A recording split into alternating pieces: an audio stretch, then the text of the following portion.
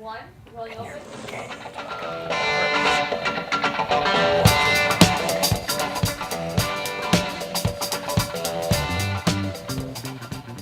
Happy New Year. I'm Jon Caldara, president of the Independence Institute and your devil's advocate. Let's start the year out right with a conversation with the one, the only, the lovely and talented. What's your name again? Oh yeah. The leader of the opposition. It's so good to have you here. Great to be back. All right. Let's chat a little bit. So I want to rub it in your face that you guys did not win Prop CC. Yep. Because the state is not as blue as you think. First, I would agree that the state is not as blue as a lot of people would think. It truly is purple, and if anyone sits around and thinks that, oh my God, we're always going to be blue, they're smoking weed. Secondly, well, CC. Your team smokes a lot of weed. Well, presumably. Right. I can be tired, hungry, and stupid on my own.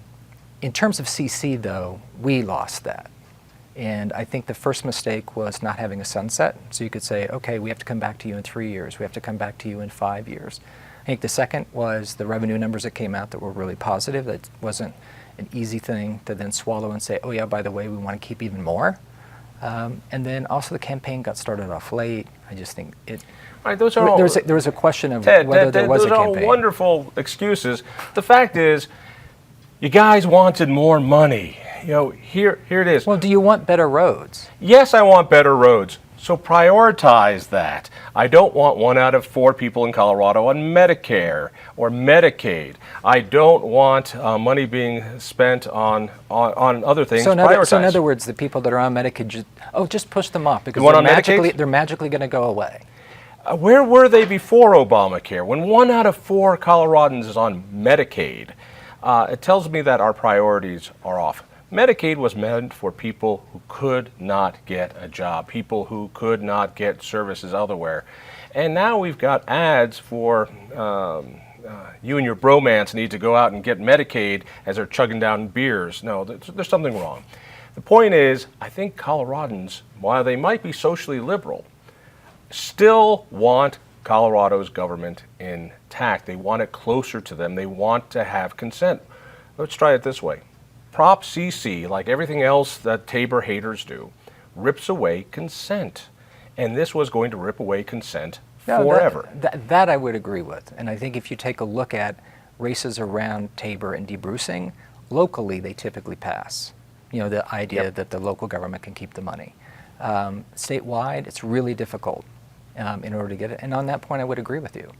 I mean, there's this automatic assumption that the electorate is more liberal than it really is. There's this automatic assumption that they're going to be willing to spend money. Even when you say, these are the things we're going to spend it on and we're going to audit it, they've been down that path before.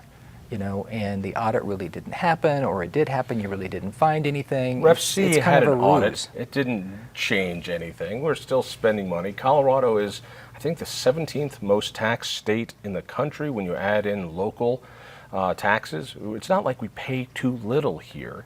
But we're not getting a lot of the services that we need to be getting. You think about what's happened to public education and higher education and the amount of money that we put into that. I mean, there is a reason why tuition is going up as much as it's going up, because we're not getting the type of state support that we should be getting. And what's eating most of our budget? Medicaid, and it will drive us off a cliff. And para, which will drive us off another cliff, but that's going to affect workers.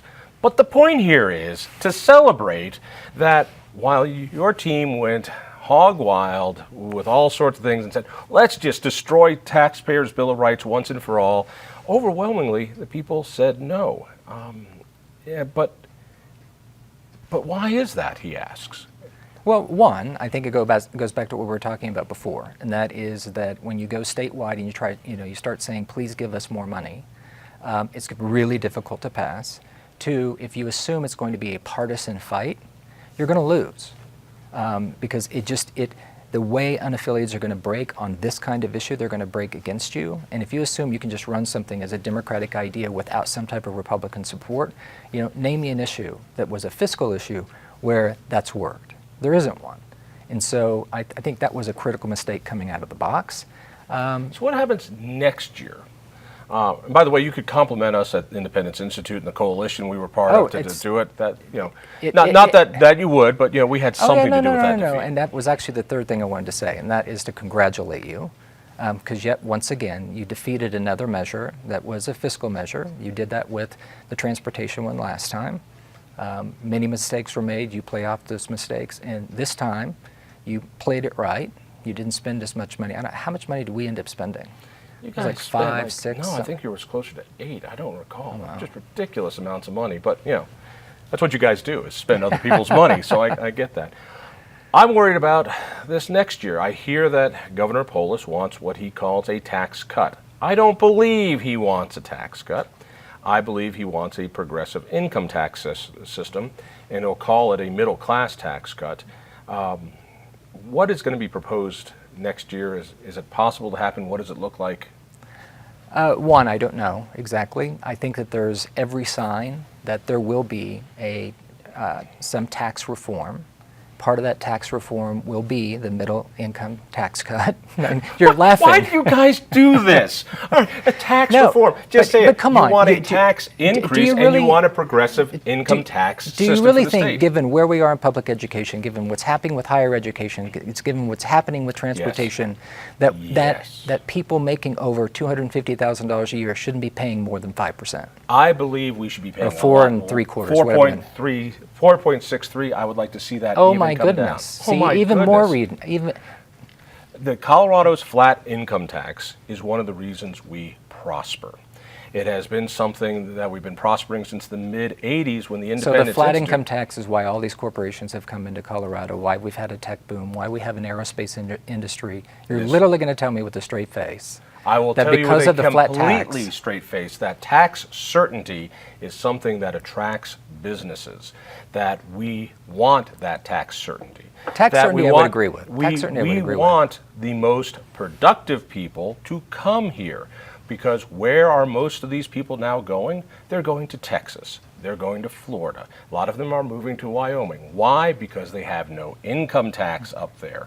I would rather those people be here in Colorado. So what I'm hearing is that instead of this tax reform, no, the only reason you guys want a progressive income tax is to bring in more tax money into the state, and you want to do that by busting the flat tax system, correct? Yeah. I mean, that's.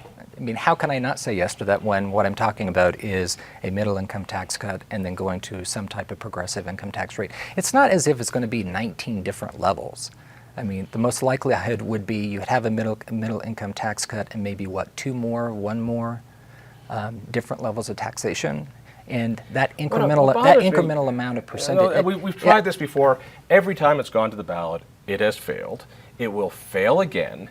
Now, this I would agree, because I think that the CC loss, in my opinion, which is, and I'm going to get a lot of trouble from a lot of my progressive friends, I think any type of TABOR reform is dead for a decade, at least. I mean, we've had too many failures around tax reform, too many failures around TABOR reform, because you have all the court rulings. You can raise taxes as much as you like and call it a fee. Your team has done that with the faster fee. You've done it with the hospital provider fee, the mill levy freeze, the growth dividend. We can keep going with how you get around TABOR by calling it a fee. You get around asking permission to go into debt by calling it a certificate of participation. So, TABOR isn't going to be able to be talked about for a decade. No, you don't need to. It is a dying little skeleton of a person, and you can kill the rest of it. It doesn't matter. But you can make all kinds of arguments that right after TABOR was passed, there were a lot of companies and a lot of people that didn't want to come to Colorado because of the uncertainty that was caused by TABOR. I cannot make that at all. Matter of fact, research done by Fred Holden in a decade of TABOR and then redone 2 decades of TABOR showed the incredible growth of businesses in Colorado after the certainty of the Taxpayer Bill of Rights. Let's get back to the progressive income tax. So, in order to do this, you would have to go to the people. And since our flat income tax is in the Constitution, you're now going to have to get 55% of the people to do it. You're not going to be able to do it. You're not going to get 55. No. I believe it's a dead issue. I would agree, as much as I don't like to agree. So how much will the left be putting out on trying to, quote, fix Tabor? There's a definite movement within the left to say now that we have the Supreme Court ruling that it is single subject in order to try to repeal. I think you're going to see that. I think given the CC loss and the tax increase or tax whatever it was the time before that we just got our rear ends kicked. Amendment 66, Yeah. which we ran the campaign on. Yeah, another one. Proposition 103 before that, both 2-1. Yeah. See, Go okay, for it. now this time I will give accolades to you. You give accolades to me and say, well, John, look at all the ballot initiatives that you killed. And it really was the Independence Institute. It really was you driving the opposition, and that's a large reason why those went down. With that said, I think that, oh my gosh, I just literally forgot where we are.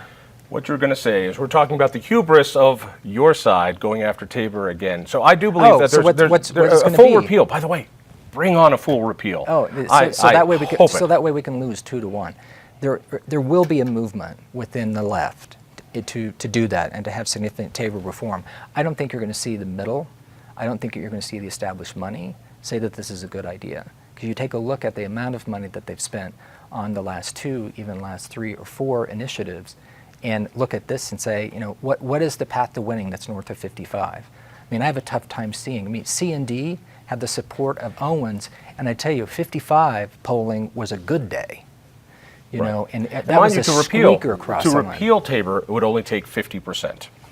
Because the way that Amendment 71 was written was that anything that was put on the ballot by a simple majority can be pulled off. That was done on purpose. So in a way, a full repeal is statistically easier to get, but bring it on all the same. Yeah. Bring it You're on. essentially taking away the right of taxpayers to vote on whether or not there's going to be a tax increase. It's just not going to happen. Which you can do every time you pass a fee increase, which is a tax. So, but those fees are specifically related to BS, and a hospital bed tax that everyone, and this is how evil that tax is. Is there a tax in this world that you actually think is good? Yes, I believe that consumption taxes are good taxes. So let's tax the poor even more. Let's tax those rich people who buy those fancy boats even more. The answer being yes. What I was talking about on the bed tax is that patients go into the hospital, and by law, you can't even put the hospital bed tax on their bill. So they get their bill, and it's 5% more than it was before because of this tax increase they didn't get to vote on, and they're angry at the hospital when in fact it's a tax increase, and by law, it cannot even be transparent on their hospital bill. Tell me how that's ethical. You, Ted, go. It's part of the service. I mean, in order to have health care. Keeping the fee off the hospital bill is ethical because? Well, that I can't defend. I said, will you join me in trying to bring taxes more transparent? Transparency, absolutely. I've always been for transparency. So you'll help me get transparency the on hospital provider anything. tax on hospital bills? Actually, yeah. All right, we got something. See, here we go. Transparency. Talk to me a little bit. Okay, everybody can faint now. Yeah, we're agreeing on something. On this thing. Talk to me a little bit about what's going to happen next session. I thought last session was a session of progressive lots of good hubris. I believe the left went far off. Usually on an even-numbered year, the legislature cools down craziness because they don't want to look too crazy for the re-election. I don't know about this legislature. Well, first of all, I want to challenge the assumption of course that it was this Democratic hubris, that it was this huge overreach. We can't believe that they did all the things that they did. 181, if it were, red if it flag really bill true, without due process, if it really transsexual education without a way out. Transgender, at least get the words right. Transgendered, excuse me. Yeah, thank you. So I'm not so good with all the acronyms. But I know. I'm just giving you a hard time. When you take a look at the fave-unfave ratings for Governor Polis and the fave-unfave ratings for the General Assembly, and then also specific questions around did the legislature overreach, those numbers aren't where you think they are. I mean, the favorable numbers are in a good place. They obviously always could be better, but they're in a good place. And this idea that they did an overreach, I mean, it's like 8th, 9th, 10th in terms of what concerns people have. So I think that this idea that there was so much hubris and there was so much overreach is you and the other 29% of conservatives who sit around and talk to each other. I'd like to put you under a lie detector for that one, because I believe the left has a lot of hubris in this last thing. I look at Senate Bill 181 right after. Oh, oil and gas regulations in the law hasn't been redone since 1956. That is not true. In fact, after Polis almost put something on the ballot and did it, we then went back and redid our oil and gas regulations, making it the toughest in the nation. Before that, Ritter also went through and did oil and gas regulations again. Took us from a place that had the shortest amount of time to get an oil and gas permit to the longest amount of time, and that was even before Hickenlooper came in with his blue. And before 181, there was a rapid growth within the oil and gas industry. So all those regulatory changes really had a dampening effect. Technology really helped. had a dampening. Yeah, which is great. Talk to the folks who will be hurting from this. It's a bad bill, 181. All right, but let's get to the future. So a couple things that many on your team wanted to get. My goodness, a conservative that's looking to the future. It happens. Sorry, yeah. That was good. Yeah. I'll give you 2 points for that one. So letting cities have rent control was something that popped up last year. Another tax increase for a mandatory family leave plan popped up last year. These things got pushed off and then fell off the agenda towards the end of the year. Do they come back? Sure. A lot of this is going to come back. But the thing to remember is that when you have the type of majorities that we have, particularly in the House, and you're going to have a certain caucus of members that are truly on the left, every legislator gets to run 5 bills at least. And so you're going to have all kinds of topics, many of which I would consider to be kind of wackadoo and crazy. But, those all died. And so there is going to be some, just like there was last session, some calibration, some control. I think common sense usually will prevail. I think on family leave, I know you're laughing, but it's in the eye of the beholder. Agreed. Listen, and elections have consequences. I agree. We've had Democratic control of all the levers of Colorado's government before, but it was a different Democratic Party than what we have now. This is a much more hard-edged, progressive, social engineering team of Democrats. But I wouldn't say that about President Garcia. I wouldn't say that about Majority Leader Fenberg. I wouldn't say that about Majority Leader Alec Burnett. I wouldn't say that about. I would say it about your, Casey, what do you call it, transsexual education bill. I'd say it about losing transgendered. I would say it about lack of due process. I would say it about the NPV vote. There were Republicans that support red flag. Yes, there were. So, to say that all of a sudden it's just this wave of Democrats doing crazy things and throwing granola and singing Kumbaya. And I love, by the way, I do love the local aspect of the attack. What I mean by this is more gun laws on the local side, allowing the minimum wage to be increased on the local side, allowing. Hang on, let me get the thought out. Letting tax increases and banning cigarettes and vaping on the local side is obviously a plan so that it builds up, so we can have a statewide ban on those things. It's well done, but I wish it was just a bit more honest. The left is smart. And now we're going to have a state full of different minimum wages. We'll have a patchwork of tobacco laws. And I guarantee you in a few years, those same people who wanted local control will be the ones saying, you know what? We need to do something about the patchwork of minimum wage laws in Colorado. We'll have the drive to 50. So agreed? First of all, I do not agree with allowing the patchwork. And anybody who's watched me lobby and where I am personally on this, I've always said, there has to be one standard. Not for everything, but for a lot of this. However, with that said, we have a governor who is about disruption, about being entrepreneurial, and most importantly, about devolving a lot of this to localities. And I find this a little interesting that conservatives who always want, it comes around as the 10th Amendment rights, the states should have the authority that, the federal Constitution doesn't give them. So the closer to the people that you get, the better off you're going to be. Then all of a sudden we start doing it. with all of this local control, you're not then doing you throw up your hands. So you're not so doing one, it. Wait, hang on. You're not doing it because local control means if you wanted to lower taxes on vaping products, or lower the age on vaping products, or lower the minimum wage on that, or lower the regulatory standard on oil and gas, you could do it. Your local control that this disruptive governor has done is only one-way control. Localities can turn up the heat on government control and taxation and regulation. They can't turn down the heat.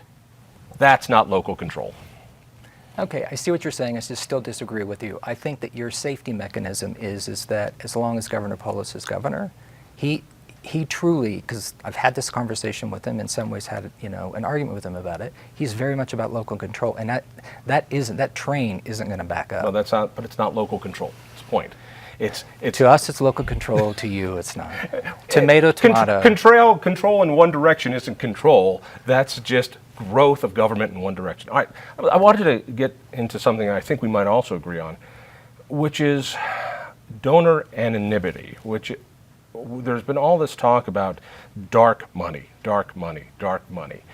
And I know that our Secretary of State has pushed forward and gotten some new laws on the books. The only law, I believe, that Governor Polis either let become law without a signature, or he signed it with like 3 seconds left in the time to do it. Right. I could tell even he was not in favor of this. The term dark money is odd. I mean, I've got donors to the Independence Institute who give $50 because they're public school teachers, and if they were found out, their lives would be over. Right. I've got guys who go into business, and if politicians understood what would happen, hell, after a president like we have now that can be vindictive to supporters, I believe that donor privacy is a crucial aspect of democracy.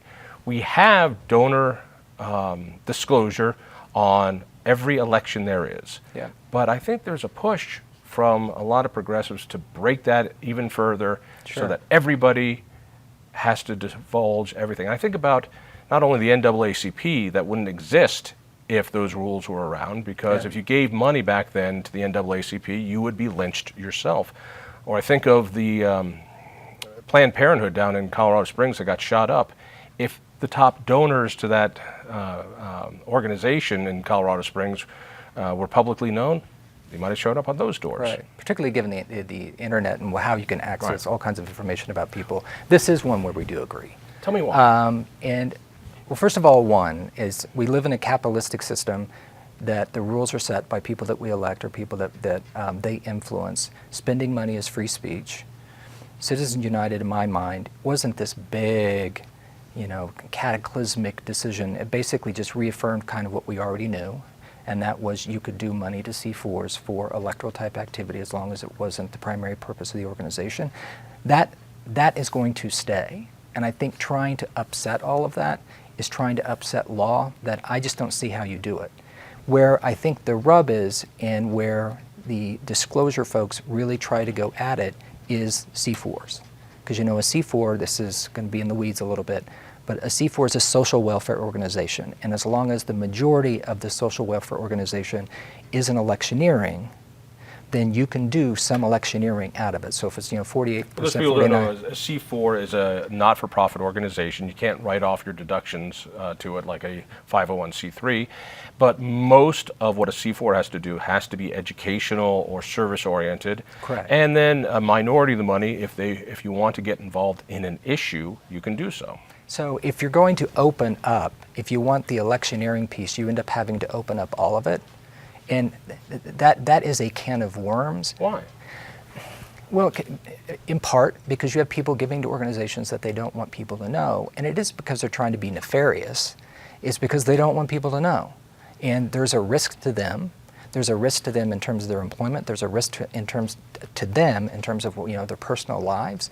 I have a difficult time supporting something where you're going to walk down this path and you're going to find every single little penny that's getting spent in politics, and you're going to put a bright light on all those little pennies that are being spent in politics, because it's not possible to do. It goes back to a capitalistic system. The rules are set by people that we elect, and money's going to find its way in, and non-disclosed money is going to find its way in. So let's just accept it and find other ways. That you put in is important, which is these are charitable organizations. There's talk about opening up disclosure to charitable organizations, because they can put some of their money into politics as well. We certainly do at Independence Institute. So you're going to go after the United Way. You're going to go after Alcoholics Anonymous. You're going to go after the churches. You're going to go after all these organizations that do social work to see who's giving what.